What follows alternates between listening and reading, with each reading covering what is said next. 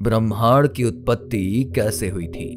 ये एक ऐसा सवाल है जो आज वैज्ञानिकों और आम लोगों के लिए सिर्फ एक परिकल्पना है, पर कुछ पुराणों के अनुसार इस अनसुलझे सवाल का जवाब दिया गया है। इस विषय पर हर धर्म के अलग अलग तर्क हैं। आइए जानते हैं पुराणों के मुताबिक कैसे हुई ब्रह्मांड की उत्पत्ति। भारतीय संस्कृति के अंतर्गत 4 वेदों को महत्वपूर्ण माना जाता है। ये 4 वेद ज्ञान का भंडार है। इनमें से एक ऋग्वेद है जिसमें पृथ्वी से संबंधित जानकारी मिलती है। ब्रह्मांड की उत्पत्ति के संबंध में ऋग्वेद में बताया गया है कि सृष्टि के आरंभ में ना तो दिन था ना ही रात, ना कुछ सत्य था और ना ही असत्य, ना मृत्यु थी ना अमरता और ना ही वायु थी ना आकाश। प्राचीन काल में सिर्फ वो ही था जो बिना सांस की स्थिति में जी सकता था, इसके अलावा और कुछ भी नहीं। वैसे दोस्तों, अभी तक हम सभी को स्कूलों में यही पढ़ाया गया है कि धरती अंडाकार या फिर गोल होती है, लेकिन इस धरती पर कई ऐसे लोग हैं जो इस बात पर यकीन करते हैं कि धरती गोल ना होकर फ्लैट है, और इस सोच की शुरुआत आज से तकरीबन 3000 साल पहले हुई थी। इसके अलावा जब हम लोग इस्लाम की तरफ गए तो वहाँ पर हम सभी को पता चला कि इस्लामी होली बुक कुरान में ये बताया गया है कि पहले जन्नत और पृथ्वी दोनों एक साथ मिली हुई थी, लेकिन बाद में अल्लाह ने इन दोनों को अलग अलग कर दिया, जिसके बाद एक बड़ा सा विस्फोट हुआ। ऐसा कहा जाता है कि जब ये विस्फोट हुआ तो अल्लाह ने पृथ्वी और फैले हुए धुएं से कहा कि अपनी मर्जी से या गैर मर्जी से दोनों एलिमेंट्स एक साथ में आ जाए।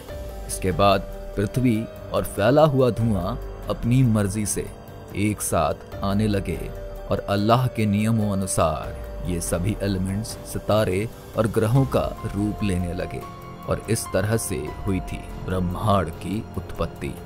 वैसे ये सारी जानकारी कुरान के एक पन्ने में दी गई है। वहीं अगर हम पौराणिक ग्रंथ के अनुसार बात करें कि ब्रह्मांड की उत्पत्ति कैसे हुई थी, जैसा कि हम सभी जानते हैं कि भगवान शिव और भगवान विष्णु को अनादि अनंत कहा गया है, अर्थात जिनका ना कोई शुरुआत है और ना ही कोई अंत, जिसका मतलब है कि ब्रह्मांड की उत्पत्ति और किसी ने नहीं बल्कि साक्षात भगवान शिव और भगवान विष्णु ने अपने हाथों से करी थी। हिरण्यगर्भः समवर्तताग्रे भूतस्य जातः पतिरेक आसी सदाधार पृथ्वीं दामुतेमान कस्मै देवाय हविषा विधेम।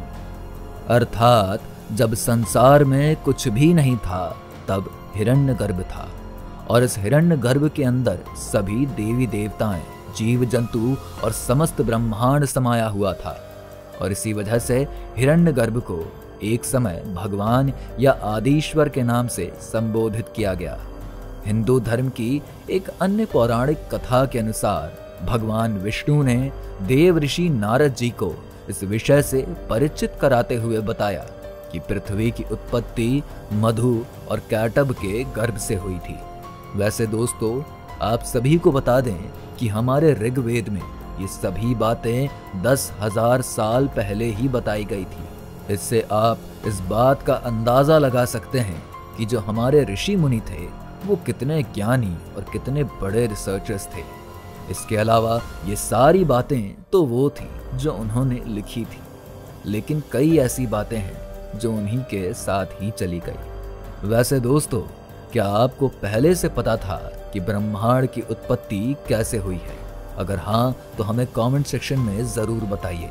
इसके साथ ही वीडियो में दी गई जानकारी अगर आपको पसंद आई हो तो इसे लाइक और शेयर करके हमारे चैनल धर्म मिस्ट्री को सब्सक्राइब करें, और बगल में बने बेल आइकन के बटन को भी दबा दें ताकि आने वाली हर एक वीडियो का नोटिफिकेशन सबसे पहले आपको मिल सके। मिलते हैं ऐसी ही एक और वीडियो के साथ, तब तक के लिए नमस्कार।